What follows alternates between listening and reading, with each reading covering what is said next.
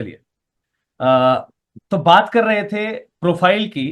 तो जैसा मैंने देखा कि जब मैं एनजीओ से कहता हूं कि आप अपना एक्टिविटी प्रोफाइल बताइए, तो वो अपनी वेबसाइट भेज देते हैं। मुझे एक बड़ी प्यारी प्यारी चीजों का जवाब दीजिएगा जल्दी से। मैं आप सब लोगों से जवाब लेना चाहूंगा आज। क्या आपको लगता है कि आप अपनी संस्था की वेबसाइट को एवरी मंथ अपडेट करते हैं? आपकी जो रेगुलर एक्टिविटीज हैं वो क्रमबद्ध सीरीज में आपकी वेबसाइट पर अपडेटेड है, जिससे कि जब भी कोई व्यक्ति हमें हमारे प्रोफाइल के बारे में पूछे, हम उसको अपनी वेबसाइट भेज दे तो काम बन जाएगा। से यस और नो। क्या आपको लगता है कि आर यू ऑनलाइन अपडेटेड? आप ऑनलाइन रूप से आपकी साइट पर अपडेटेड हैं? काम चल जाएगा उससे? सभी का जवाब आना चाहिए।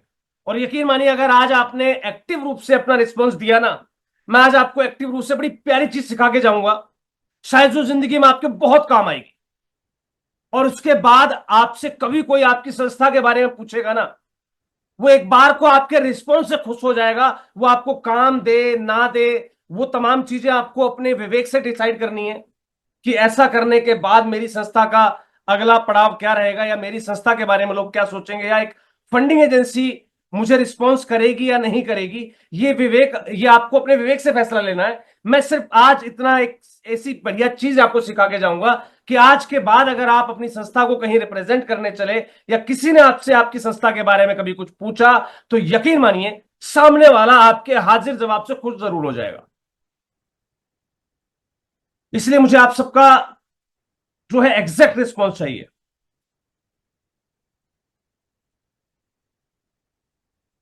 आपके जो जवाब आए उसमें क्लियर है कि हम अपनी वेबसाइट को अपना एनजीओ प्रोफाइल नहीं कह सकते, बिकॉज ये हमेशा अपडेट नहीं होती रहती है। राइट। और सही तरीके से वेबसाइट एक्चुअल में किसी की बनी नहीं होती है, ये भी एक प्रैक्टिकल चीज है। मैं आपको रियलिटी बता रहा हूं। चाहे इवन देन आप भले ही कहें कि सर मैंने तो एक साइट आपसे ही बनवाई थी, लेकिन यकीन मानिए वो भी ढंग से नहीं बनी।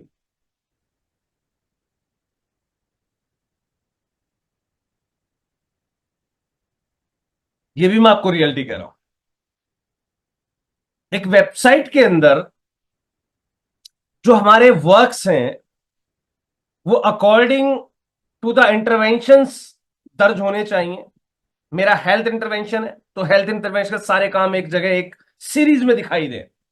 अगर मेरी संस्था 2019 से चल रही है तो 2019 में क्या क्या काम हुए, 19 में कोई क्लिक करे तो 19 वाले काम दिखाई दे, 20 में कोई क्लिक करे तो 20 वाले काम दिखाई दे, वहां की एनुअल रिपोर्ट, ऑडिट रिपोर्ट, सब चीजें 20 का रिकॉर्ड 20 वाले कॉलम पे। मतलब एक साइट के अंदर एवरी ईयर डाटा अपडेटेड हो, और शायद बहुत कम लोगों के पास इस प्रकार की अपडेटेड साइट होती है।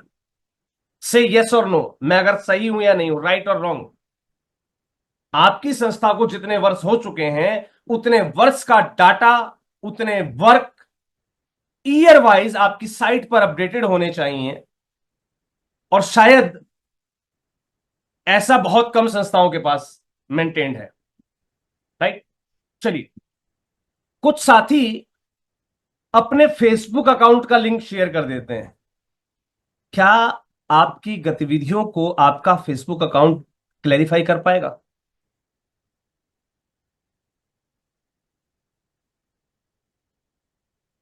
अगर आपका प्रोफाइल आपका फेसबुक अकाउंट क्लैरिफाई कर पाता है, दैट मींस कि आगे से विद्यार्थी रेज्यूम बनवाना बंद कर देंगे, वो अपना फेसबुक अकाउंट शेयर कर दिया करेंगे।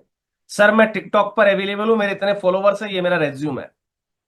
मैं इंस्टाग्राम पर अवेलेबल हूं, वहां मैंने इतने ठुमके लगा रखे हैं, ये मेरा प्रोफाइल है। आई डोंट थिंक सो कि ये जो चीजें हैं वर्चुअली, ये प्रॉपर हैं आपकी संस्था के रिप्रेजेंटेशन में। आपको क्या लगता है कि क्या आपके सोशल मीडिया प्रोफाइल्स आपको सही वे में रिप्रेजेंट कर सकते हैं? से यस और नो। से यस और नो। मैंने कहा अगर आज आपका रिस्पॉन्स मुझे बेटर मिलेगा आपके एंड से और सही रूप से, तो मैं आज आपको वो चीज सिखाकर जाऊंगा जो आज से आपकी संस्था की एटलीस्ट प्रेजेंटेशन में इतनी कामगर सहायक हो जाएगी कि जिंदगी में कभी आपको पीछे मुड़ के देखने की, या किसी और से एनजीओ प्रोफाइल बनवाने की, या किसी भी चीज को समझने की दिक्कत नहीं पड़ेगी। आज मैं हर एक चीज आपको बारीकी से सिखाकर जाऊंगा।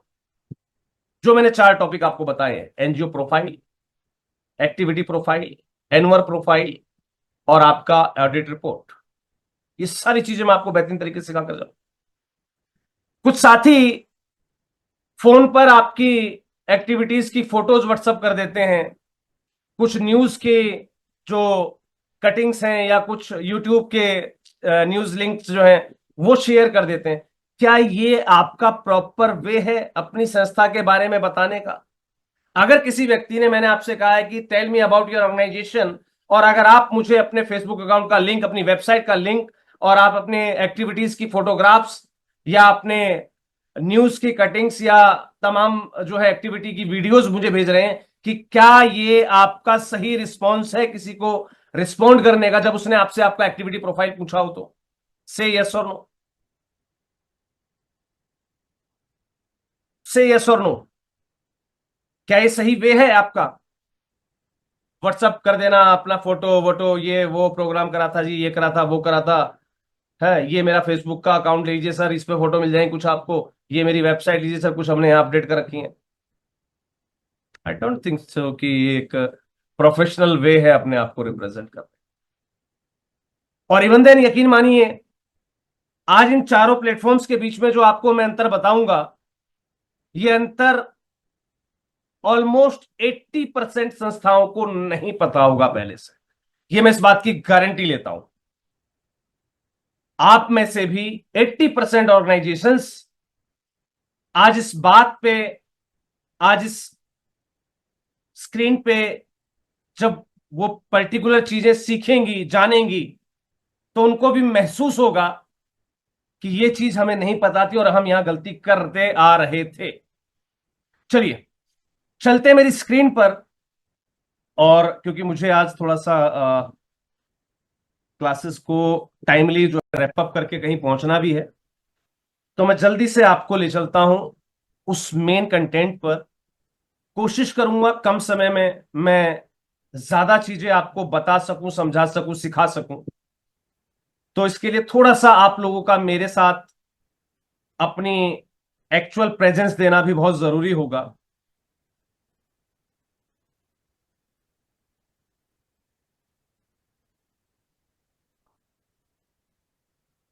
एनजीओ प्रोफाइल, पहला शब्द नोट डाउन कर लीजिएगा, मेंशन कर लीजिएगा, जल्दी से मेंशन करते जाइएगा। और साथ साथ ये जो पीपीटी मैंने आपके लिए रेडी की है, आज तक मैंने कभी नहीं कहा आपसे कि मैंने एक पीपीटी रेडी की है तो इस पे ध्यान रखना, लेकिन मैं आज कहूंगा आपसे कि इस पीपीटी पर या इसकी प्रेजेंटेशन पर भी ध्यान रखना है, क्योंकि इसमें भी एक बड़ी प्यारी चीज छिपी हुई है जो मैं इस मीटिंग के लास्ट में आपको बताऊंगा। राइट, इस पर भी ध्यान रखना है।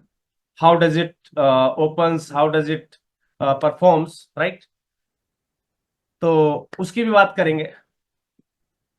एनजीओ प्रोफाइल नोट डाउन कर लीजिएगा। एनजीओ प्रोफाइल, इसको बैकग्राउंड, ऑर्गेनाइजेशन बैकग्राउंड रिपोर्ट भी कहते हैं। कई बार जब आप प्रपोजल लिखते हैं ना, तो वहां आपसे पूछा था भाई ऑर्गेनाइजेशन की बैकग्राउंड रिपोर्ट लिखिए, तो वहां भी आप इसको यूज कर सकते हैं। राइट, एनजीओ प्रोफाइल के अंदर एक्चुअल में होता क्या क्या है? ऑर्गेनाइजेशन प्रोफाइल, जिसको कि ऑर्गेनाइजेशन बैकग्राउंड भी कहा जाता है, राइट, उसके अंदर आपकी ऑर्गेनाइजेशन की हिस्ट्री होती है, एनजीओ का प्रोफाइल होता है, राइट। और ये एक प्रपोजल का पार्ट होता है, ध्यान रखिएगा, where you can talk about your own NGO, जहां पर आप अपने खुद के एनजीओ के बारे में बात करते हैं, right. Organisation profile can help donors decide if you will be available a good partner, if you have the capacity to complete the proposed project, and in some cases even help the donor to complete their due diligence procedures. ये NGO profile जो होता है, ये mainly आपकी application के अंदर use होता है, याद रखिएगा, ग्रांट एप्लीकेशंस में, राइट। और ये डोनर्स के बड़े काम का होता है, जो कि इसमें बताया कि एक गुड पार्टनर को सर्च करने में, आपकी कैपेसिटी है या नहीं है उस पर्टिकुलर प्रपोजल को कंप्लीट करने की या उस प्रपोज प्रोजेक्ट को लेने की, ये डिसाइड करने में, और कई बार उनके जो ड्यू डिलिजेंस प्रोसीजर होते हैं उनको पूरा करने में उनकी हेल्प करता है।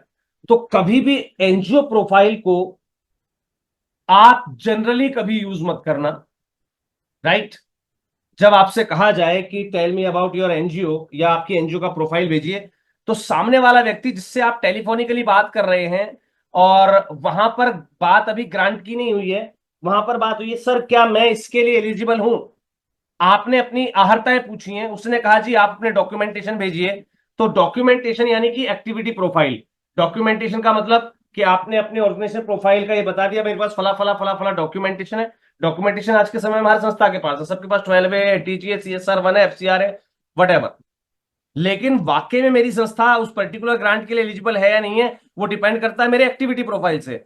और कई बार जिन लोगों से कहा जाता है अपना एक्टिविटी प्रोफाइल भेजिए, वो भेज देते हैं अपना एनजीओ प्रोफाइल। अब आप समझिएगा बात को। एक्चुअल में एनजीओ प्रोफाइल के अंदर होता क्या है, ध्यान से समझते जाइएगा, राइट, ध्यान से समझते जाइएगा। एक एनजीओ प्रोफाइल के अंदर क्या होना चाहिए और क्या नहीं होना चाहिए, सबसे पहले मैं इसकी बात कर लेता हूं।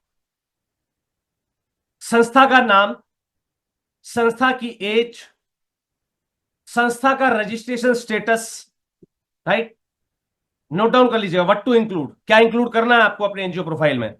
Organisation name, organisation age, registration status. Registration status समझते हैं आप?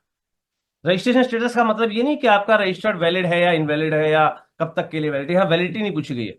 रजिस्ट्रेशन स्टेटस का मतलब होता है कि आपका जो रजिस्ट्रेशन है वो किसमें है, एज ए ट्रस्ट, सोसाइटी या सेक्शन 8।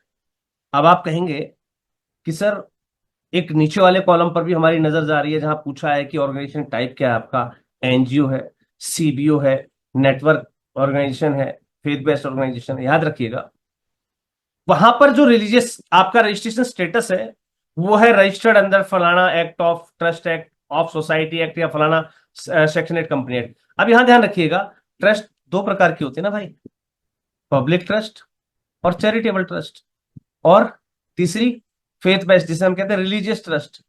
बात समझे आप? ऐसे ही ऑर्गेनाइजेशन सोसाइटी, एक चैरिटेबल सोसाइटीज होती हैं, एक आपकी जो है रेजिडेंशियल सोसाइटी भी होती है ना। तो आप ये कम्युनिटी बेस्ड ऑर्गेनाइजेशन की भी सोसाइटी बनी होती है। अब एनजीओ शब्द की अगर मैं बात करूं तो एनजीओ शब्द तो काफी जगह यूज होता है। आप एफपीओ बना रहे तब भी आप एनजीओ हैं, फार्मर प्रोड्यूसर ऑर्गेनाइजेशन बना रहे तब भी आप जो है एनजीओ हैं। और वो टर्म आती है कहां, सेक्शन 8 में ही, क्योंकि same as it is section 8 की तरह वो रजिस्टर्ड होता है क्या, आपका एफपीओ। तो वहां पर आपका रजिस्ट्रेशन स्टेटस क्या बताएंगे आप, कि हम ट्रस्ट के अंदर हैं, सोसाइटी के अंदर हैं, सेक्शन 8 के अंदर हैं। और ऑर्गेनाइजेशन टाइप आपका क्या हो गया, जो आपका ऑर्गेनाइजेशन टाइप है, यानी कि मैं एक वॉलंटरी ऑर्गेनाइजेशन हूं तो मैं अपने आप को लिखूंगा ए वॉलंटरी ऑर्गेनाइजेशन, राइट। चलिए, तो आप एडवोकेसी ऑर्गेनाइजेशन, आपके आपके नाम में जो है आया हुआ है कि हम फलाना मानवाधिकार समिति, है ना, सलाह समिति। तो जिस ये जो मानवाधिकार वाली सेवा न्याय समिति या इस टाइप की जो समितियां बनी होती हैं, शिक्षा समिति, तो वो लिखेगी मैं शिक्षा समिति हूं ना, एजुकेशन बेस्ड ऑर्गेनाइजेशन। तो यहां पर आपको वो डिफाइन करना है। आपने एक जो है राम मंदिर ट्रस्ट बना रखा, तो वो क्या है, आपकी फेथ बेस्ड ऑर्गेनाइजेशन है ना। अगर उसकी आपने सोसाइटी बना के रजिस्ट्रेशन कर रखा है, राम जानकी सेवा सोसाइटी, ये क्या हुई आपकी, फेथ बेस्ड ऑर्गेनाइजेशन हुई ना आपकी। और वहीं आपने अगर राम जन्मभूमि ट्रस्ट बना रखी है, तो वो क्या हुई आपकी, रिलीजियस ट्रस्ट।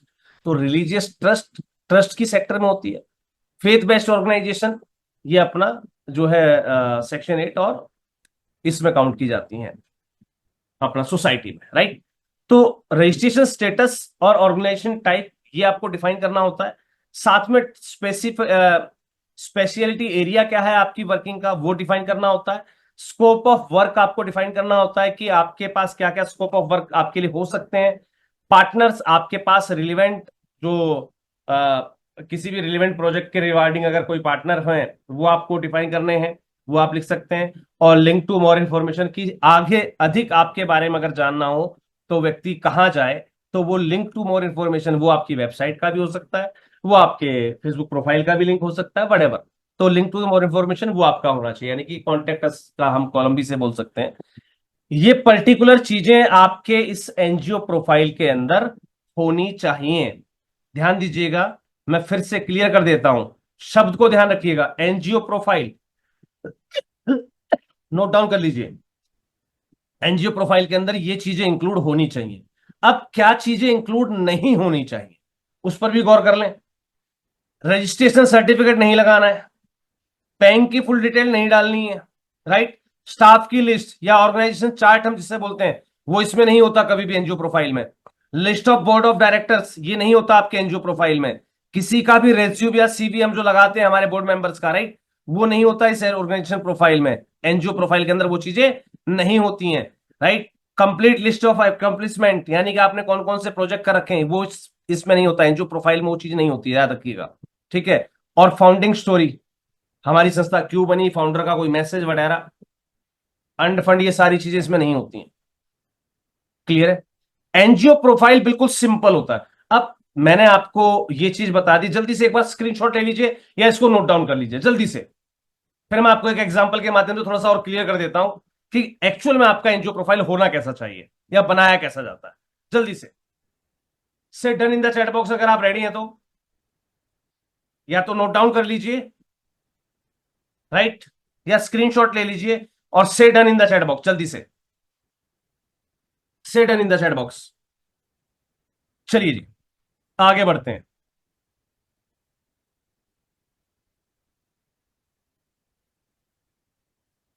ये मैंने एक एग्जाम्पल रखा है आपके सामने, एक ऑर्गेनाइजेशन प्रोफाइल का। आप यहां पर देखेंगे ऑर्गेनाइजेशन प्रोफाइल का सैंपल है, जिसके अंदर ऑर्गेनाइजेशन का नेम है, ऑर्गेनाइजेशन एज। अब एज का मतलब ये नहीं कि आप उसमें लिखेंगे इतने year old, right. Founded in फलाना year, founded in 2000, founded in 2019, founded in 2023, founded in 2024, what जो भी आपका फाउंडेशन ईयर हो वो आप मेंशन करते हैं। अब रजिस्ट्रेशन स्टेटस क्या है, रजिस्टर्ड नॉन गवर्नमेंट ऑर्गेनाइजेशन, यानी कि एनजीओ के रूप में रजिस्टर्ड है। ऑर्गेनाइजेशन टाइप क्या है, कंजर्वेशन फोकस्ड एनजीओ। ध्यान रखिएगा, ये पर्टिकुलर कंजर्वेशन फोकस्ड एनजीओ, इसलिए उन्होंने क्या लिखा अपना, हैरियम इंटरनेशनल को conservation focused NGO, right. Speciality area क्या है इसका, tiger conservation and wild life resolution, whatever जो भी था। इसके बाद की एरियाज ऑफ वर्क, जो मैंने आपसे कहा था इससे पहले कि स्कोप ऑफ वर्क जिसे कहते हैं ना, तो वही है ये की एरियाज ऑफ वर्क, इसने डाला। इसके बाद की पर्सनल्स कौन कौन से हैं, डायरेक्टर कौन है, और board of the chairman of the board कौन है, ये इन्होंने दिखा दिया। मोस्टली इन्होंने दिखा दिया भाई इतने एम्प्लॉयज या प्रोफेशनल्स के साथ, है ना। बेनिफिशियरी के रूप में थोड़ा सा एक हिंट दे दिया कि भाई ये वाइल्ड लाइफ वाले जो हैं वो सिर्फ इनके बेनिफिशियरी रहते हैं। पार्टनर दिखा दिया इन्होंने, एक कॉलम बता दिया उसके अंदर। अच्छा, यहां पर इन्होंने सक्सेसफुल डोनर फंडेड प्रोजेक्ट यहां पर डाल दिए हैं, लेकिन ये डाले जाते हैं किस बिहाफ पर, जब आप किसी पर्टिकुलर प्रोजेक्ट के लिए आप अप्लाई कर रहे हो तो इस चीज को आप यहां पर डाल सकते हैं, राइट। यहां पर ये दो चीजें इन्होंने, टाइगर हैबिटेशन रिस्टोरेशन इनिशिएटिव ये वाला, सॉरी, और जो है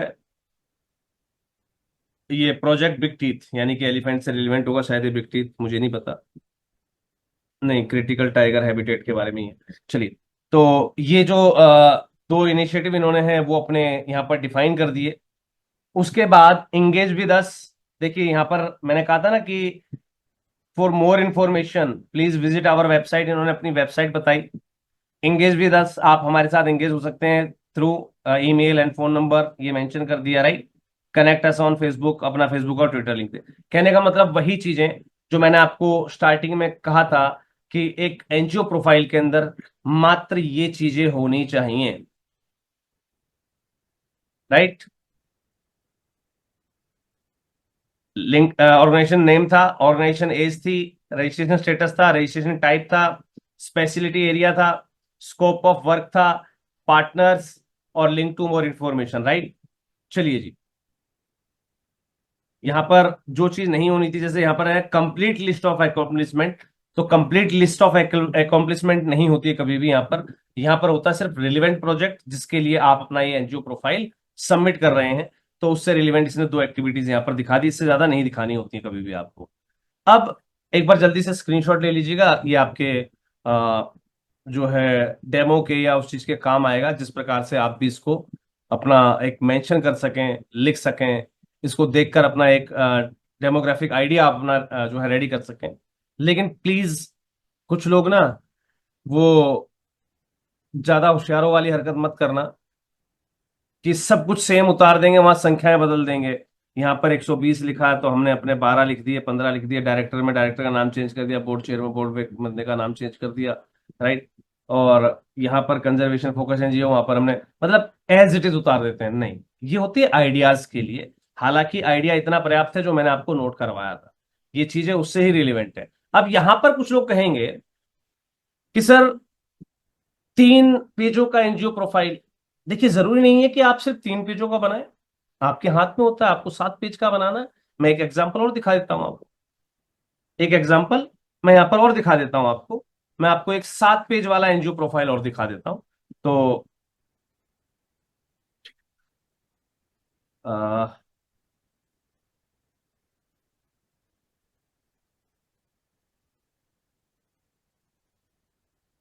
लेट अस सी, मैं यहां पर एक प्रोफाइल और दिखा रहा हूं, ध्यान दीजिएगा। टोटल पेज हैं 8। पहले पेज से शुरू हो जाते हैं हम। Name of NGO, address, establish in organisation status, level of action क्या है, रीजनल है, वो उन्होंने एक्स्ट्रा बढ़ा दिया, राइट।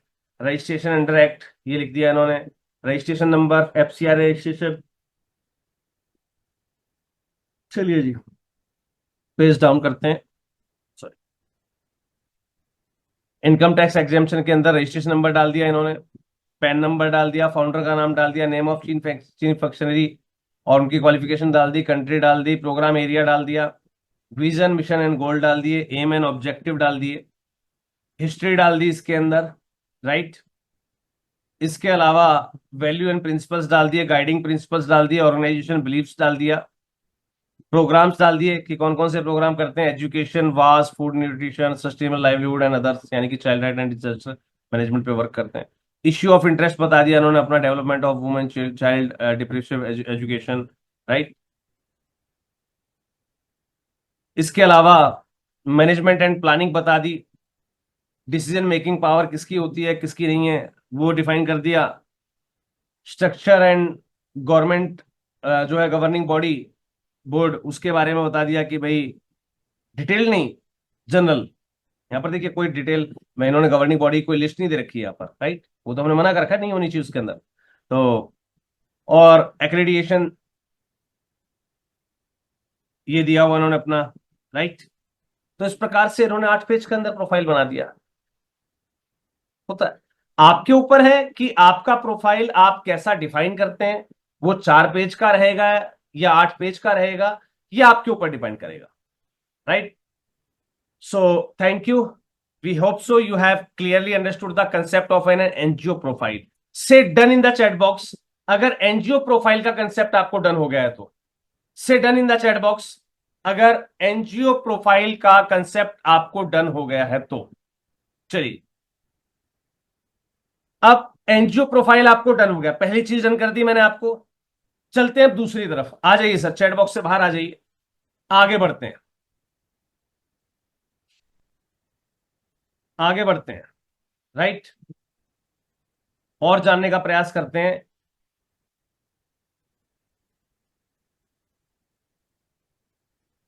अब आता है एक्टिविटी रिपोर्ट, नोट डाउन कर लीजिएगा, नोट डाउन कर लीजिएगा। कुछ लोगों के मन में एकदम आया होगा एक्टिव रिपोर्ट का तो मतलब वही है, हमने साल भर में क्या क्या एक्टिविटी की है वो लिखना है हमें। सेम मी, जिसके दिमाग में एकदम यही चीज आई थी तो same me in the chat box. अगर आपके दिमाग में भी ये शब्द सुन के, एक्टिविटी रिपोर्ट सुन के दिमाग में यही चल रहा था कि एक साल में हमने जो जो काम कर रखे हैं, मतलब हमारे जो भी एक्टिविटी है, जो भी हमने काम कर रखे हैं, उसका मतलब इस एक्टिविटी रिपोर्ट से ही होता है। काफी लोगों के दिमाग में आया होगा ना। आज मैं आपका ये भ्रम भी दूर कर देता हूं, एक्टिविटी रिपोर्ट का मतलब उससे बिल्कुल भी नहीं होता है, गलती कर रहे हैं। अगर आपसे एक्टिविटी रिपोर्ट मांगी जा रही है और आप अगर अपनी एक्टिविटीज का एक पूरा विवरण बनाकर फलानी जगह एक्टिविटी करी थी, इसकी फोटो, इसका डाटा वाटा वो सब अगर वो भेज रहे हैं, आप गलती कर रहे हैं। एक्चुअल में एक्टिविटी रिपोर्ट वो नहीं होती है। तो क्या होती है? सबसे पहली चीज, एक्टिव रिपोर्ट है क्या? ये एक डॉक्यूमेंटेशन होता है which provide an overview of organisation accomplishments, challenges and impact during a specific period. यहां पर एक्टिविटी का नाम नहीं आया, आपके अकॉम्प्लिशमेंट आए हैं, एक्टिविटी नहीं आई है, ध्यान रखिएगा। अब आप कहेंगे सर अकॉम्प्लिशमेंट्स जो हैं वो एक्टिविटी तो होती हैं। नहीं सर, एक्टिविटी एक पर्टिकुलर एक्टिविटी है। मैंने बच्चों को किताब बांटी, ये एक्टिविटी है, दैन रखिएगा। वो यहां शो नहीं करनी है। आपने एजुकेशन के क्षेत्र में कई बच्चों को सेवाएं प्रदान की हैं, दैट इज अकॉम्प्लिशमेंट, ध्यान रखिएगा। बात समझ पा रहे हैं? डिफ्रेंशिएट कर पा रहे हैं मैं क्या कहना चाह रहा हूं? आपने बच्चों को किताबें बांटी हैं, इस प्रकार से लिखना वो होता है एक्टिविटी। क्या अपनी एक्टिविटी बता रहे हैं। अकॉम्प्लिशमेंट क्या कहता है कि आपने एजुकेशन के क्षेत्र में तमाम काम किए हैं और तमाम बच्चों को जो है उच्च शिक्षा के लिए जो है आपने स्पॉन्सर किया है, उनको उच्च शिक्षा दिलाने में आपने उनकी हेल्प की है। आपकी संस्था एजुकेशन के क्षेत्र में एक बेहतरीन जो है तमाम प्रकार के कार्यों के साथ आगे प्रयासरत है और एक बेहतरीन चेंज जो है समाज के अंदर लेकर आ रहा है। ये कहना दैट इज कॉल्ड अकॉम्प्लिशमेंट्स। थोड़ा सा मैं और बारीकी में लेकर चलूंगा through the help of an example, जिससे कि ये बारीक जो चीजें वो क्लियर हो जाएं आप। Right. Importance of an NGO activity report. सबसे पहली एक्टिविटी रिपोर्ट की जो है वो सेवरल रीजंस के लिए जरूरी होती है। Firstly the provide an overview of the organisations performance including their success and challenges. यहां पर आपकी परफॉर्मेंस, सक्सेस और चैलेंजेस, ये तीन चीज होते हैं। Right. The information is useful to stakeholders who want to evaluate the effectiveness of the organization's project and program। ध्यान रखिएगा, मोस्टली आपने सुना है कि हम कोई भी काम करते हैं तो उसके पीछे हमारी रिसर्च होती है। ये चीज, इससे आप एग्री हैं या नहीं है? से यस और नो। पहले मैं आपके आपके विवेक को समझना चाहूंगा कि आपके अंदर कितना विवेक है। किसी भी काम के पीछे, किसी भी एक्टिविटी के पीछे हमारा एक सर्वे होना चाहिए। राइट। से एग्री और नॉट?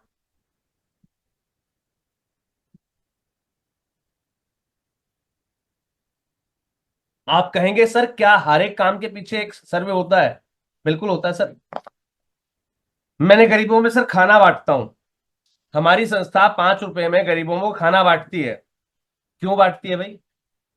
उसके पीछे आपका एक सर्वे होगा, उसके पीछे आपका कोई रिसर्च रिपोर्ट होगी कि हमारे क्षेत्र के अंदर सरकारी अस्पतालों के बाहर लोग भूखे बैठे रहते हैं।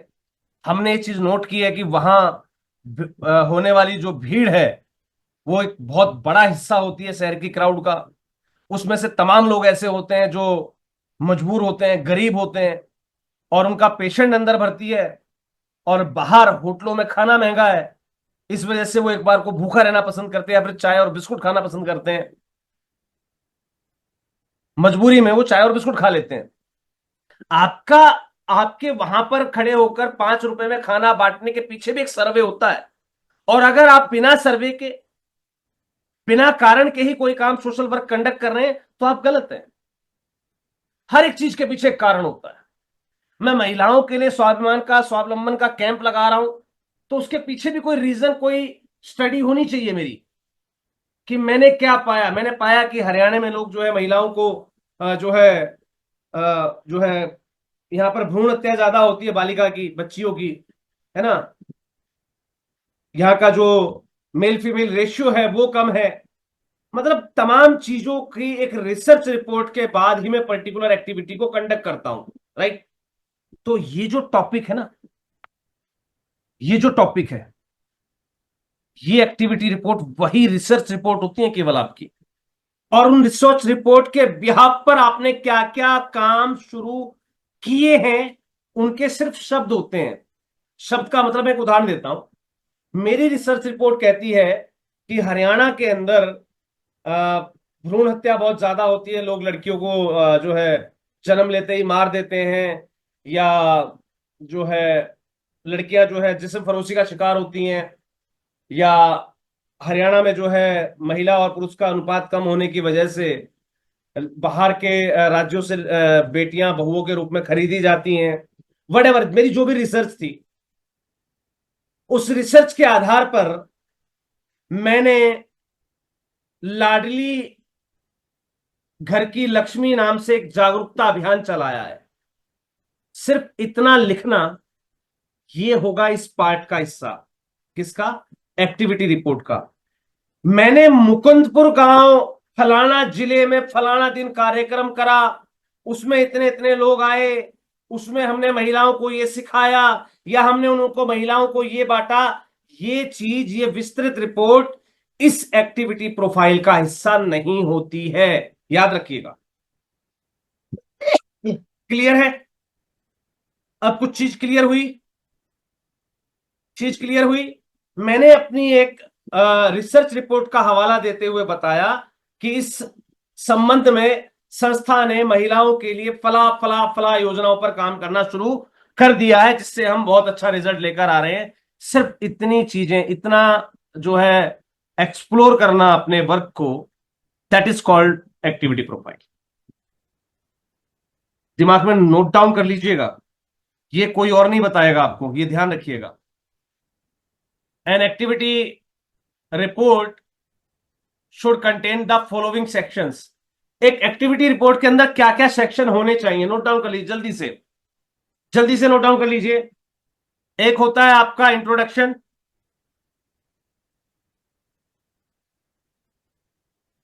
इसके अंदर आपकी संस्था का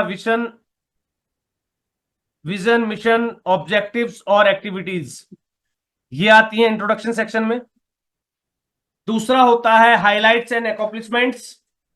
this section summarise the organisation achievements during the reporting period, and it must include the impact of the organization's project on the community at any significant milestone achieved, right? Third, इसके अंदर होने चाहिए challenges and lesson learned। इस दौरान आपके क्या क्या challenges थे, आपने क्या सीखा।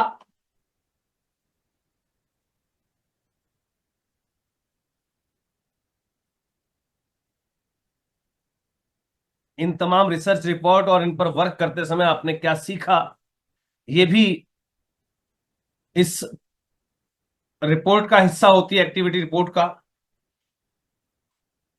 फाइनेंशियल समरी होती है इसके अंदर, जिसमें एक ब्रेकडाउन होता है सोर्स ऑफ फंडिंग का और एक्सपेंसेस का, और साथ में होता है आपका फ्यूचर प्लान। आगे भविष्य में संस्था की क्या क्या योजनाएं हैं जिनको संस्था करना चाह रही है, या करने के लिए तैयार हो चुकी है, या करने के लिए अपने बिल्स वगैरह पास कर चुकी है, राइट?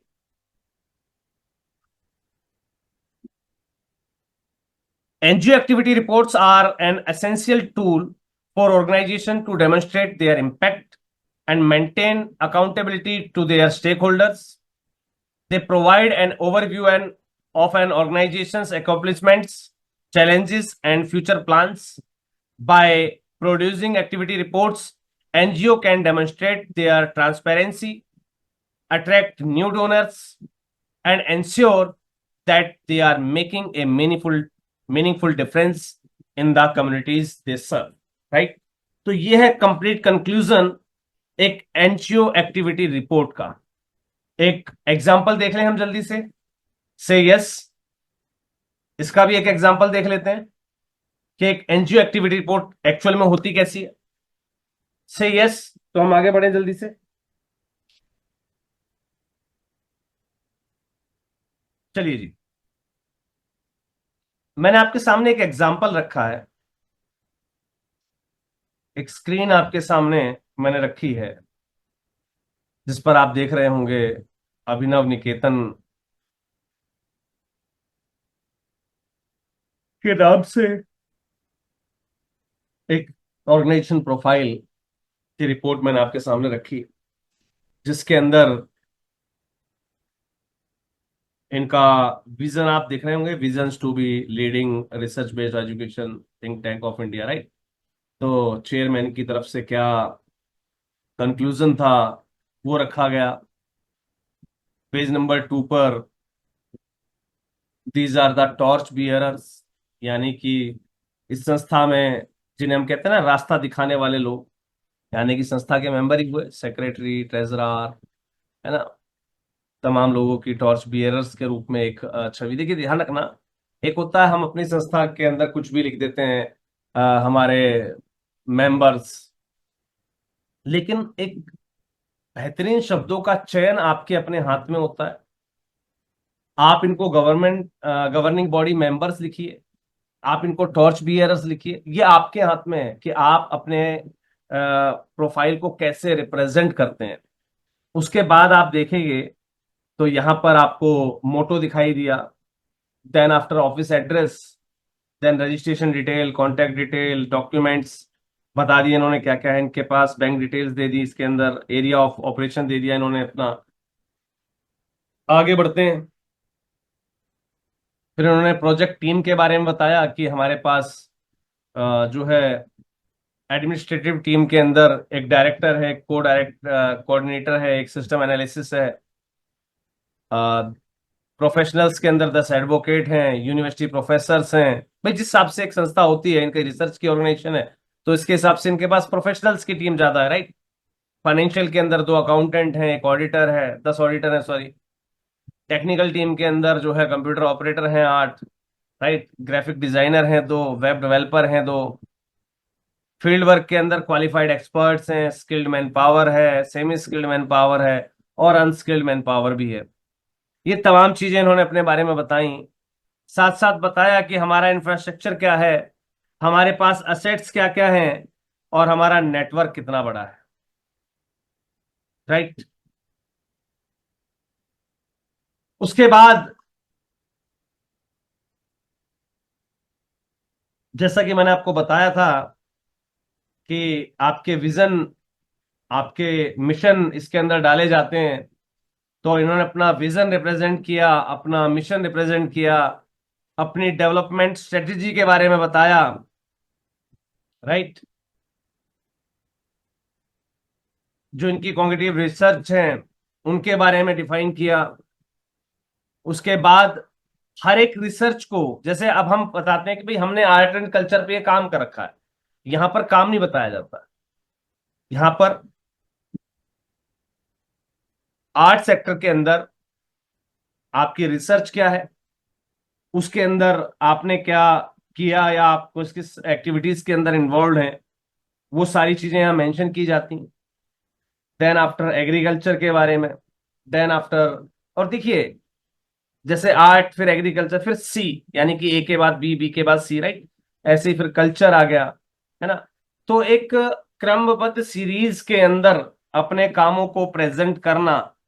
फिर उन्होंने कल्चर के बारे में बताया, एजुकेशन पर, फिर एनर्जी पर, एनवायरनमेंट पर, फिर हेल्थ पर, इनोवेशन पर, टेक्नोलॉजी पर, है ना।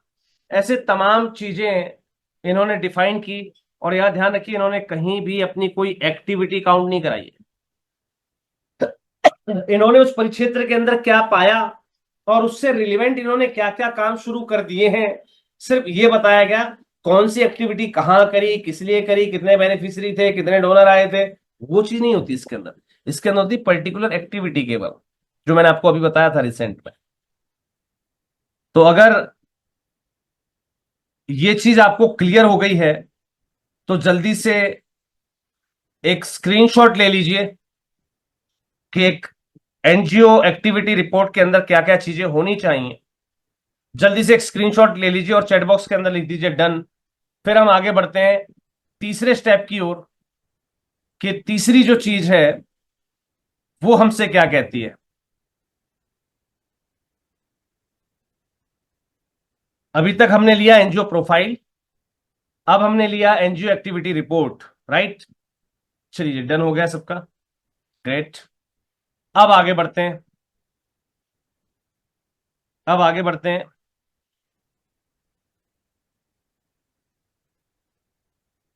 अब हम एनजीओ एक्टिविटी रिपोर्ट के कंसेप्ट को क्लियरली समझ चुके हैं। आइए जी, थर्ड, इसे कहा जाता है एनुअल एक्टिविटी प्रोफाइल। कुछ लोग इसे एक्टिविटी प्रोफाइल भी कहते हैं, कुछ लोग इसे एनुअल प्रोफाइल भी कहते हैं, और कुछ लोग कंबाइन करके इसे एनुअल एक्टिविटी प्रोफाइल भी कहते हैं। आप ध्यान रखिएगा, ये कैसे बनाया जाता है, ये कैसे बनाया जाता है। इसमें सबसे पहले आपको एक तालिका बनानी होती है। तालिका समझते हैं आप? जैसे हमारी बुक के अंदर एक इंडेक्स होता है ना, पहले इसका एक इंडेक्स बनता है। कैसा? आपके एरिया ऑफ वर्क का इंडेक्स। जैसे मैंने आपको लिखा ना, list of sector of interventions. इसमें एरिया ऑफ वर्क क्या है? आप एनर्जी पे वर्क कर रहे हैं तो एनर्जी आ जाएगा, फिर एजुकेशन, फिर एम्पावरमेंट।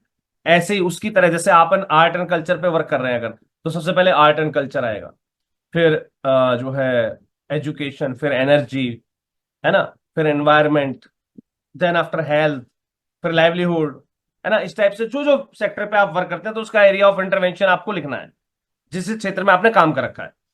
अब उस क्षेत्र में मान लीजिए मैंने एजुकेशन के अंदर मैंने एक जगह तो कॉपी किताब बांटी स्कूल में जाके, मैंने एक जगह मेरी जो है बालशाला चल रही है 1 महीने से या 1 साल से। दो तरीके की अलग अलग एक्टिविटी होगी ना। एक मैंने किसी कॉलेज या स्कूल के अंदर जाकर जो है एक स्कूल के अंदर जाके मैंने कॉपियां बांटी, ये अलग एक्टिविटी है। मैंने कहीं बालशालाएं चला रहा हूं बाहर, जहां बच्चों को मुफ्त पढ़ाया जा रहा है, वो एक्टिविटी अलग हो गई ना। मैंने किसी स्कूल या कॉलेज में जाकर एजुकेशन के ऊपर हमने सेमिनार वेमिनार या वर्कशॉप करी, वो एक्टिविटी अलग हो गई ना। तीनों एक्टिविटी अलग है या नहीं है? से यस और नो। तीनों एक्टिविटी अलग है या नहीं है? से यस और नो। अब सिमिलर एक्टिविटी और डिफरेंट एक्टिविटीज दोनों में अंतर बता रहा हूं मैं आपको। अब मैं दूसरी कंडीशन बता रहा हूं। दूसरी कंडीशन को समझना। मैंने झज्जर जिले के सरकारी स्कूल में जाके बच्चों को किताब कॉपी बांटी, फिर मैंने रेवाड़ी जिले में जाकर वहां के सरकारी स्कूल के बच्चों को कॉपी किताब बांटी, फिर मैंने तीसरे जिले में जाकर फलाने स्कूल के बच्चों को कॉपी किताब बांटी। ये सिमिलर एक्टिविटी हुई या नहीं हुई? से similar in the chat box. अगर आपको लग रहा है कि एक्टिविटी सिमिलर है, सिर्फ स्टेट या डिस्ट्रिक्ट बदल गया है, से similar in the chat box. अगर ये चीज समझ में आ रही है मेरी बात, तो मेरी बात अगर समझ में आ रही है, से similar in the chat box. अगर आप सिमिलर एक्टिविटीज और डिफरेंट एक्टिविटीज को आइडेंटिफाई कर चुके हैं, तो मैंने मास्क बांटे, चाहे यहां बांटे हो, चाहे दिल्ली बांटे हो, चाहे स्कूल में जाके बांटे हो, चाहे कॉलेज में जाके बांटे हो, चाहे मैंने बस स्टैंड पे बांटे हो, चाहे मैंने दूसरे जिले में बांटे हो, चाहे मैंने हरिद्वार जाके बांटे हो, चाहे मैंने बिहार जाके बांटे हो, चाहे मैंने कर्नाटक जाके बांटे हो, मैंने बांटे तो मास्क है ना। एक्टिविटी सेम हुई ना। बस क्या करूंगा, जब मैं उस एक्टिविटी को लिखूंगा तो अलग अलग नहीं लिखूंगा। Mask distribution in Haridwar, mask distribution in Chennai, mask distribution in Delhi, नहीं। वहां पर प्रोग्राम क्या बनेगा? मास्क डिस्ट्रीब्यूशन, और वहां मेंशन कर दिया जाएगा Jhajjar and Rohtak district of Haryana, Haridwar in Uttarakhand, and Mansoor in Nainital, whatever जो भी है। मतलब उस एक्टिविटी के अंदर मैंने जहां जहां वो काम कर रखा था, मैं वहां वहां पर उसके प्लेस डिफाइन कर दूंगा। ये चीज क्लियर हुई? चलिए जी। तो क्या था? एरिया ऑफ वर्क, और उससे रिलेवेंट जो जो एक्टिविटीज थी, अगर वो एक्टिविटीज डिफरेंट डिफरेंट है तो ऑब्वियस सी बात है कि आपकी एक से ज्यादा एक्टिविटीज बनेंगी। एक से ज्यादा एक्टिविटी बनेगी तो जाहिर सी बात है आपका पेज नंबर भी बढ़ गया। भाई एक पेज पे हमें अपनी फोटो भी लगानी है और एक्टिविटी भी बतानी है।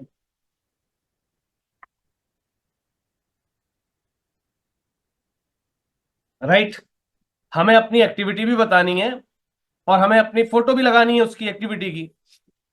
एक पेज पे आप 2 दिखा दोगे, 3 दिखा दोगे, 4 दिखा दोगे, और मेरे ख्याल से 2 से ज्यादा तो बन ही नहीं पाती एक पेज पर, है ना। तो ऐसे में आपके पेज नंबर्स बढ़ गए। तो जब भी आप अपना एनुअल एक्टिविटी प्रोफाइल तैयार करें तो वहां पर एरिया ऑफ इंटरवेंशन डालिए, एरिया ऑफ वर्क डालिए, और साथ में पेज नंबर्स मेंशन कर दीजिए। पेज नंबर्स का मतलब आपका अगर एजुकेशन पर जो एक्टिविटी है वो 3 या 4 पेजों पर है तो वो पेज नंबर डाल दो, 2 से लेकर 5 नंबर तक इन पेजों पर एजुकेशन की एक्टिविटी है। उसके बाद 5 नंबर पेज से लेकर और 6 नंबर पेज तक सिर्फ एनवायरमेंट की एक्टिविटी है। उसके बाद 7 नंबर पेज से लेकर 10 नंबर पेज तक हेल्थ की एक्टिविटी है ना। उसके बाद 11वें पेज से लेकर और 15वें पेज तक लाइवलीहुड पर हमने जो एक्टिविटी कर रखी वो डिफाइन कर रखी है हमने वहां। उसके बाद हमने 16 पेज से लेकर और 25 पेज तक हमने जो है वुमेन एम्पावरमेंट में जो जो काम करके हमने वो डिफाइन कर दिया, राइट। सन्नी कुमार जी हरकतें छोड़ दो यार, प्लीज प्लीज। आप सोचे कि मुझे पता नहीं लगता, पता सब लगता है, राइट। चलिए आगे बढ़ते हैं, एग्जाम्पल देखते हैं। इसका करना क्या है, ध्यान से समझ लेना। ये चैप्टर आपकी लाइफ का एक इंपॉर्टेंट चैप्टर है। जिंदगी भर जो आप एक रोना रोते हो ना कि सर हमें प्रोजेक्ट नहीं मिलता, हमें ग्रांट नहीं मिलती, है ना यार, अपने आप को ये मान के चलिए कि आप अपने आप को मार्केट में अगर बिना कपड़ों के या गलत कपड़े पहनकर आप मार्केट में जाएंगे तो लोग आपको इज्जत करेंगे या नहीं करेंगे, ये आपके कपड़ों से तय होता है ना। क्योंकि आपके कपड़े आपका वे ऑफ प्रेजेंटेशन होता है आपके लिए। ऐसे ही आपकी संस्था का वे ऑफ प्रेजेंटेशन ये सारी चीजें होती हैं, चाहे आपका एनजीओ प्रोफाइल हो, है ना, चाहे आपका जो है एक्टिविटी जो है रिपोर्ट हो, या फिर आपका एनुअल एक्टिविटी प्रोफाइल हो। अब यहां पर ध्यान दीजिएगा, पिछले वाले में रिपोर्ट शब्द था, यहां पर प्रोफाइल शब्द है। शब्दों का बहुत बड़ा खेल है, ध्यान रखिएगा, और कोई भी शब्द किसी के पीछे गलत मत लगा देना। तो हमने क्या करना है, एग्जाम्पल ध्यान से समझ लीजिएगा। मेरे पास एक फोटो है या एक फोटो कोलाज है, मुझे लग रहा है कि मेरे एक प्रोग्राम में ना कई फोटो हैं जो आइडेंटिकल है। ध्यान रखिएगा, यहां पर एक चीज क्लियर रूप से मेंशन है, always use authentic and genuine photographs, main और फोटो कोलाज। या तो कोई मेन फोटो यूज करें आप अपने एक्टिविटी को दर्शाने के लिए, या फिर अगर आपको लगता है कि एक से ज्यादा एक्टिविटीज हैं या एक से ज्यादा आपकी फोटोज ऐसी हैं जो मेन फोटोज कहलाती हैं आपकी, ऑथेंटिक फोटोग्राफ्स कहलाती हैं। अब एक से ज्यादा मेन फोटो कैसे हो सकती हैं, मान लीजिए एक प्रोग्राम के अंदर आप गए, उस प्रोग्राम में आपको हितग्राहियों को कुछ सामान भी बांटना था। अब वो सामान आपने बांटा, उसकी भी फोटो जो हो गई मेन हो गई वो। किसी आ, उस स्टेज पर जो है कुछ लोगों द्वारा आपको सम्मानित किया गया, आपने कोई ग्रुप फोटो कर रखी है, वो भी आपकी मेन फोटो हो गई, है ना। तो कई बार मेन फोटोज अलग अलग हो जाती है। आप मान लीजिए मैंने एक प्रोग्राम करा और उस प्रोग्राम के अंदर हमें जो है प्लांटेशन भी करने का ठाना था हमने, तो हमने 500 लोगों के साथ पेड़ के साथ एक फोटो भी दिखा रखी है। अब मेन फोटोज कई हो गई उस प्रोग्राम की, तो ऐसे में हम फोटो कोलाज यूज करेंगे। फोटो कोलाज समझ गए आप, कि जब हम एक पिक्चर में कई पिक्चर्स को सेटल कर देते हैं, है ना, एक ही पेज में हम कई फोटो, कई तरह की फोटो को हम लगा देते हैं और उसका सिर्फ एक फोटो बना देते हैं हम, राइट। समझ गए आप। तो about the activity 1 of any defined social sector of intervention, right a detailed paragraph about the activity done by the organisation. आपकी संस्था के द्वारा जो एक्टिविटी की गई है उसकी डिटेल इंफॉर्मेशन इसके अंदर लिखनी होती है, किसके साथ, मेन या आइडेंटिकल फोटोग्राफ्स के साथ या फोटो कोलाज के साथ। अब कहेंगे सर कि हमें डिटेल्ड पैराग्राफ लिखना कैसा होता है। काफी लोगों को यही नहीं पता कि हम जब अपना एनजीओ प्रोफाइल या एक्टिविटी प्रोफाइल लिखते हैं तो उसके अंदर हमें लिखना क्या होता है, काफी सारे लोगों को नहीं पता, राइट। ध्यान से नोट डाउन कर लीजिएगा, main content of an activity, एक एक्टिविटी के मेन कंटेंट क्या होते हैं। देखिए तरीका ये भी है प्रेजेंट करने का, मैंने ऊपर एक फोटो लगा दी और फिर उसके बारे में नीचे लिख दिया, राइट। तो इसमें क्या क्या हो गया, मेन कंटेंट ऑफ एक्टिविटी क्या हुआ, about the programme and activity, उस प्रोग्राम या एक्टिविटी के बारे में बताऊंगा मैं। रीजन ऑफ कंडक्ट, मैंने वो क्यों कंडक्ट किया उसका रीजन स्पष्ट करूंगा इसके अंदर, right right. Place of activity या प्रोग्राम डन, मैंने जहां भी वो एक्टिविटी की है या जहां भी वो मैंने प्रोग्राम डन किया है, मैं उसको जो है उसका प्लेस यहां पर डिफाइन करूंगा कि किस जगह पर मैंने कंडक्ट की। उसके बाद हम बात करते हैं चीफ गेस्ट या मेन पर्सन, कोई मेन पर्सन या हमने कोई ऑथराइज व्यक्ति वहां पर बुलाया हुआ था, राइट, या कोई चीफ गेस्ट बुलाया हुआ था, हम उसका जिक्र भी करेंगे कि फलाने व्यक्ति जो है मुख्य अतिथि रहे और उन्होंने प्रोग्राम के बारे में क्या कहा। समझिएगा, उन्होंने संस्था की इस एक्टिविटी के बारे में क्या कहा वो भी हमें यहां पर मेंशन करना होता है। Any special activity perform during the programme, इस प्रोग्राम के दौरान कोई स्पेशल एक्टिविटी डन की गई हो, परफॉर्म की गई हो, उसके बारे में लिखेंगे हम। लाइक मान लीजिए मैंने महिलाओं को जागरूकता शिविर देने के लिए एक वर्कशॉप का आयोजन किया था, जिसमें हमें एक जो है वर्कशॉप लेनी थी, लाइक एक जो है सेमिनार लेना था। अब उस सेमिनार में मैंने महिला आयोग की कोई अध्यक्ष भी बुलाई हुई थी, और उस प्रोग्राम के दौरान स्पेशल एक्टिविटी क्या हुई कि हमने महिलाओं को जो है सैनिटरी नैपकिन के पैड बांटे उस प्रोग्राम के दौरान, ड्यूरिंग द प्रोग्राम, राइट। तो वो हो गई क्या, स्पेशल एक्टिविटी जो उसमें की गई। अगर है तो आपको डालनी है, नहीं की गई तो कोई दिक्कत नहीं। हम आए, महिला आयोग के अध्यक्ष भी आई थी, हमारे यहाँ के कोई और जो है सुप्रसिद्ध व्यक्ति वो बुलाए थे, और हमने महिलाओं को फला फला फला चीजों के बारे में बताया, राइट। ये हो गया हमारा डिस्क्रिप्शन। ये प्रोग्राम फलाना राजकीय महाविद्यालय के अंदर किया गया था। महिलाओं को दिन प्रतिदिन होने वाले महिलाओं के ऊपर अत्याचार से के संदर्भ में या उनको कम करने के उद्देश्य से संस्था के द्वारा ये प्रोग्राम कंडक्ट किया गया। तो रीजन ऑफ कंडक्ट भी क्लियर हो गया आपका, राइट। क्लियर हो गया। तो ये सारी चीजें आपको डिफाइन करनी होती हैं। Define the beneficiary section of the programme of the society. अब उस प्रोग्राम या एक्टिविटी में से आपका बेनिफिशियरी सेक्शन क्या था वो डिफाइन करना है। किसके बीच में प्रोग्राम किया गया, कौन इसके बेनिफिशियरी रहे, और as well as the donor and supporters of section जो होता है आपका, जो डोनर और सपोर्टर सेक्शन होता है ना, उसके बारे में भी आपको बताना होता है कि इस प्रोग्राम को फला फला फला व्यक्ति के जो है सहयोग से संचालित किया गया है ना, राइट। तो ये होती है पर्टिकुलर एक्टिविटीज जो आपको अपनी एक्टिविटी कंटेंट के अंदर दिखानी होती है। यानी कि उसकी फोटो आपने लगा दी आइडेंटिकल, सिंगल फोटो भी हो सकती है, फोटो कोलाज भी हो सकता है, राइट। और ये पर्टिकुलर चीजें आपको अपने प्रोग्राम के बारे में बतानी होती है। Is it clear? मैं देख रहा हूं काफी सारे साथी, जब मैं ये सारी चीजें बता रहा था तो उनका ध्यान कहीं और था। गलती आप यही करते हैं कि आप अपना वीडियो ऑन करके छोड़ देते हैं, और वीडियो जब आपका ऑन है तो हमें भी पता लग जाता है कि आपका ध्यान कहाँ है। और फिर उसके बाद आपका अगर कॉल आएगा स्पेशली कि सर हमें ये चीज नहीं आ रही, हमें ये चीज बता दीजिए, तो उम्मीद करिए कि मेरी तरफ से सिर्फ आपको एक्सक्यूज के अलावा और कोई दूसरी चीज नहीं मिलेगी। मैं भी उस दिन एक्सक्यूज कर दूंगा कि सॉरी सर अभी टाइम नहीं है, फिर कभी क्लास करेंगे तब समझ लेना।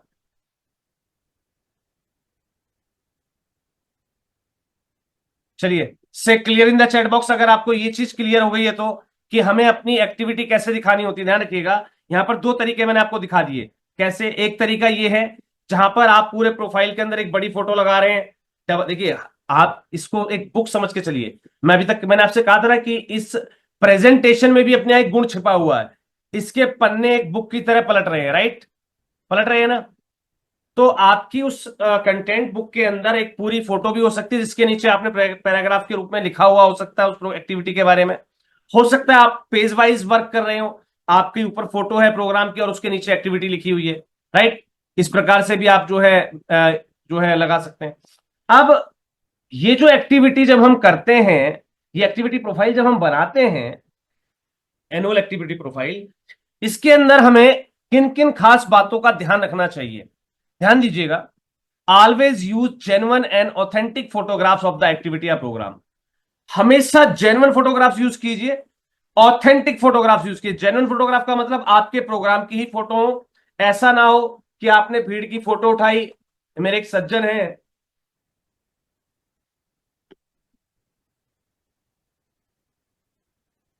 हमारी संस्था के अंदर, तो कहीं भंडारा हो रहा था, उन्होंने एक छोटी सी वीडियो बना रखी, शायद खुद भंडारा खाने गए होंगे, तो उसका एक फोटो वीडियो जो है डाल दिया कि हमारी संस्था ने, हमारी समिति ने सर ये भंडारा करवाया है। ना तो वहां संस्था या समिति का कोई बोर्ड था, ना कुछ और, राइट। तो ऐसी तमाम चीजें हैं जो गलतियां मिल जाती हैं। बस 5 मिनट के अंदर निकल रहा हूं। तो ऐसी हरकतें नहीं करनी है। जेन्युइन फोटोग्राफ्स और ऑथेंटिक फोटो। ऑथेंटिक का मतलब क्या होता है, आपने जेन्युइन फोटो तो दी है कि आपने प्लांटेशन किया, वहां 4-5 लोग दिख रहे हैं, उनके हाथों में पौधा है, लेकिन आपकी संस्था का वहां नाम ही नहीं है कहीं। ऑथेंटिक हुई क्या? ऑथेंटिक हुई क्या? या तो आपके पर्सन जो है, आपकी एक पर्टिकुलर ड्रेस है, उस पे आपका लोगो दिख रहा है, तो आपको किसी बोर्ड बैनर की आवश्यकता नहीं है। अदरवाइज अगर आप अपनी जो है पर्टिकुलर ड्रेसअप यूज नहीं कर रहे हैं, तो ऑब्वियस सी बात है, फिर आपको यूज करने पड़ेगी क्या, आपका पीछे बोर्ड या फ्लेक्स, है ना। तो ऑथेंटिक होनी चाहिए आपकी photographs. Give priority to the cutting edges of a news publishing media. अब यहां पर मान लीजिए आप एक प्रोग्राम के बारे में लिख रहे हैं और वहां पर आपको एक आइडेंटिकल फोटो लगानी थी, वही आइडेंटिकल फोटो आपने अखबार वाले को दी थी, और अखबार वाले ने पूरी खबर छाप के दे रखी है, तो क्यों ना इस फोटो की जगह मैं वो अखबार की कटिंग लगा दूं, और बेटर रहेगा। तो मेरा जो काम है और आइडेंटिकल हो गया ना भाई। जिस काम के बारे में मैंने यहां लिखा हुआ है, फलानी एक्टिविटी हुई, फलानी जगह कंडक्ट हुई, है ना, क्यों करी गई, मेन पर्सन कौन आया था, कैसे क्या एक्टिविटी परफॉर्म हुई, ये सारी चीज तो मैं लिख ही रहा हूं। लेकिन साथ में ये जो फोटो थी ऊपर वाली, वो मैंने कौन सी लगाई है, किसी न्यूज़पेपर की कटिंग। तो और ज्यादा बेटर हुआ या नहीं हुआ? और बेटर हुआ कि नहीं हुआ? है ना। तो आपको give priority to the cutting edges of a news publish in media. Never repeat the similar kind of activities. मैंने आपको बताया था, मान लीजिए आपने सेम टास्क, इस स्कूल में भी आप भाषण दे के आए थे, उस स्कूल में भी भाषण दे के आए थे, उस स्कूल में भी भाषण दे के आए थे, तो सबको अलग अलग डिफाइन नहीं करना है। आपको जागरूकता कार्यक्रम किया आपने, और वहां पर फला जिले का फला स्कूल, फला जिले का फला स्कूल, फला जिले के फला स्कूल में फला तारीख को, आप डेट की और लोकेशन का एक सेपरेट कॉलम बना दीजिए, कोई दिक्कत नहीं। उस एक्टिविटी में आप लोकेशन और डेट का अलग कॉलम बना दीजिए, उससे कोई दिक्कत नहीं। लेकिन आप एक्टिविटी को, सेम काइंड ऑफ एक्टिविटी को बार बार रिपीट नहीं करेंगे अपने एक्टिविटी प्रोफाइल के अंदर, राइट। चलिए जी। I always use photo collage in case of 2 और more photographs of the event.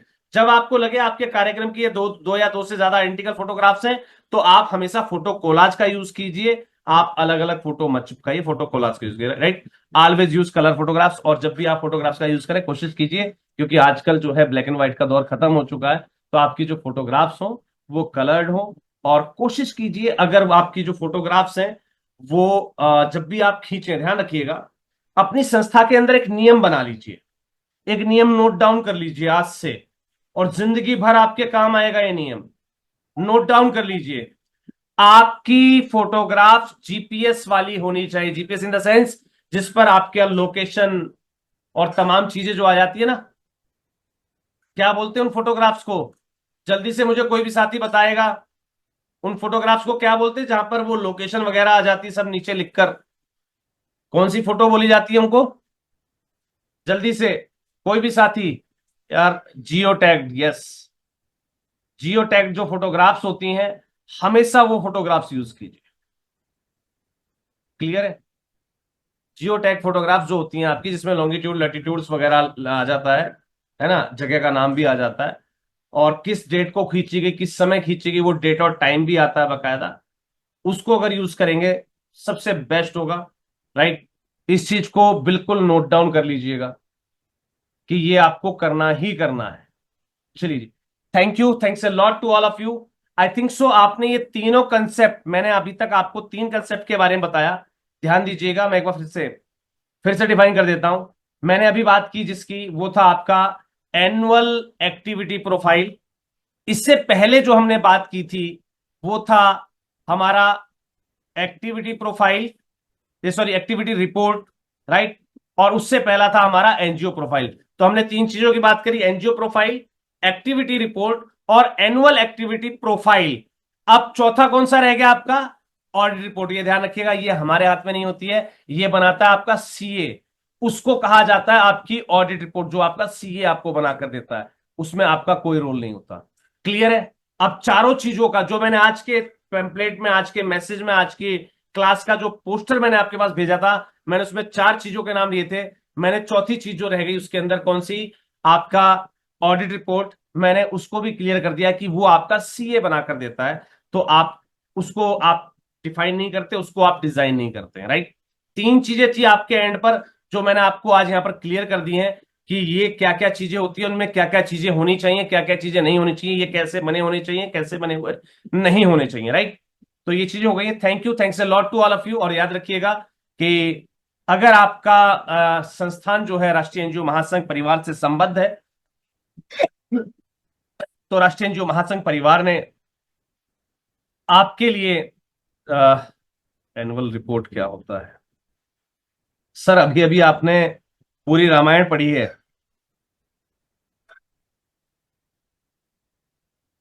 Annual profile with audit report, ध्यान दीजिएगा, annual activity profile with audit report, उसको एनुअल रिपोर्ट कहते हैं कई लोग, ध्यान रखिएगा। नीलायम दाम फाउंडेशन, क्लियर हो गया होगा आपको। चलिए जी, राष्ट्रीय एनजीओ महासंघ ने आपके लिए तमाम जो है प्लेटफॉर्म्स रेडी किए हैं। आपको उन प्लेटफॉर्म्स के बारे में पता होना चाहिए। अगर आपके पास इनके लिंक्स अवेलेबल नहीं है, आप स्क्रीनशॉट ले सकते हैं। अदरवाइज राष्ट्रीय एनजीओ महासंघ के जो यूट्यूब चैनल है उसके डिस्क्रिप्शन बॉक्स में भी आपको इस समय तमाम लिंक्स मिल जाते हैं। तो जितने भी साथी राष्ट्रीय एनजीओ महासंघ परिवार के सदस्य हैं, अपने सभी प्लेटफॉर्म्स पर एक्टिव रहना स्टार्ट कर दीजिए। आगे तमाम चीजों में आपको जरूरत पड़ने वाली है इन सब चीजों की। और सेकेंडरी बात कि जो संस्थाएं राष्ट्रीय एनजीओ महासंघ परिवार का हिस्सा नहीं है, वो इस प्रकार की जो हमारी क्लासेस हैं, जैसे आज आपने क्लास अटेंड की, इससे आप अंदाजा लगा सकते हैं कि कितना महत्वपूर्ण ज्ञान जो है वो संस्थाओं के बीच उनके काम की जानकारी शेयर की जा रही है लगातार।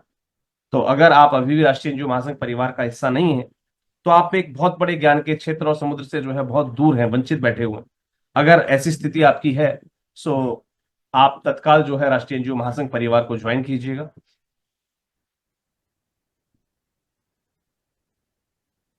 Sir please upload the last class video on Google form.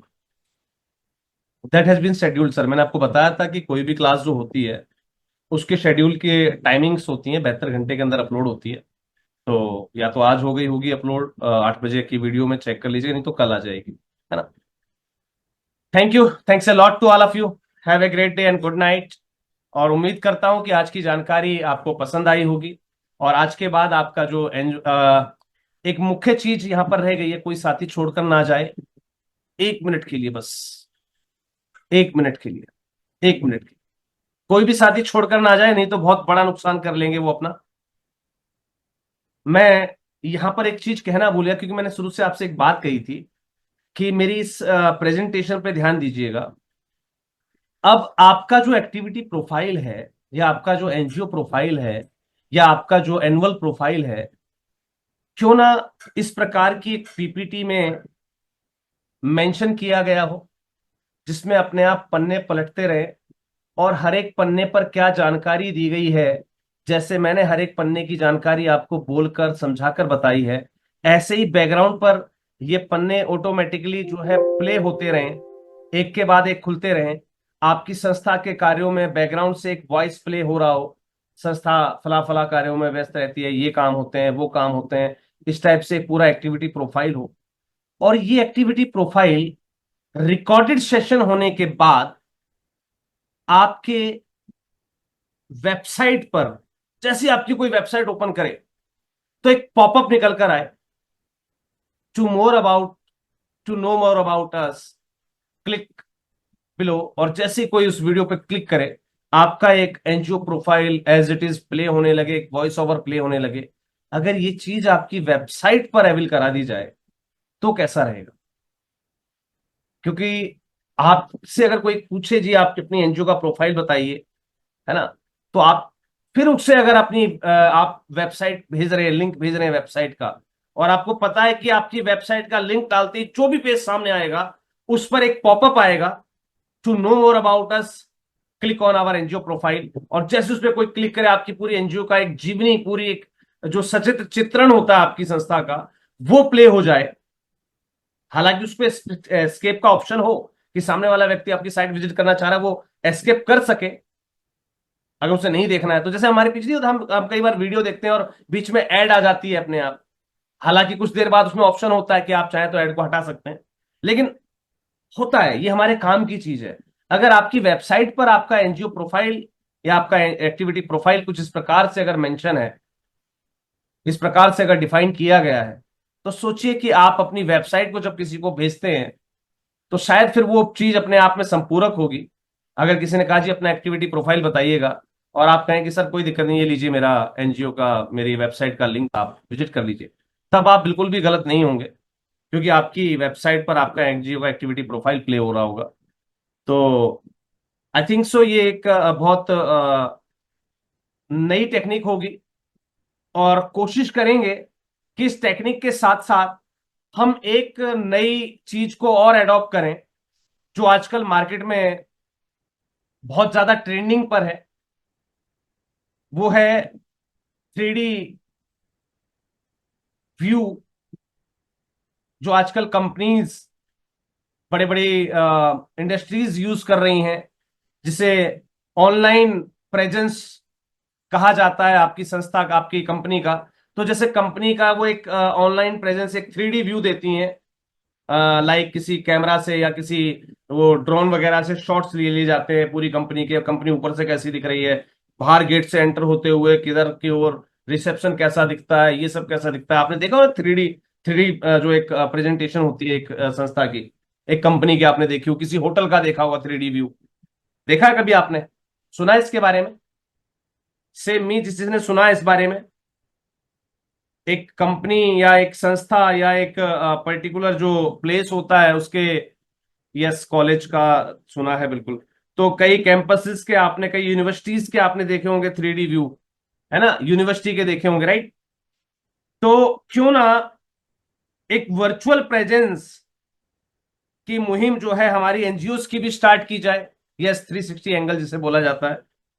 Yes, exact, you have got it. कुछ लोग पहुंच गए हैं वहां तक। एक 360 व्यू होता है हमारी एनजीओज का, कंपनीज वाले यूज करते हैं मोस्टली।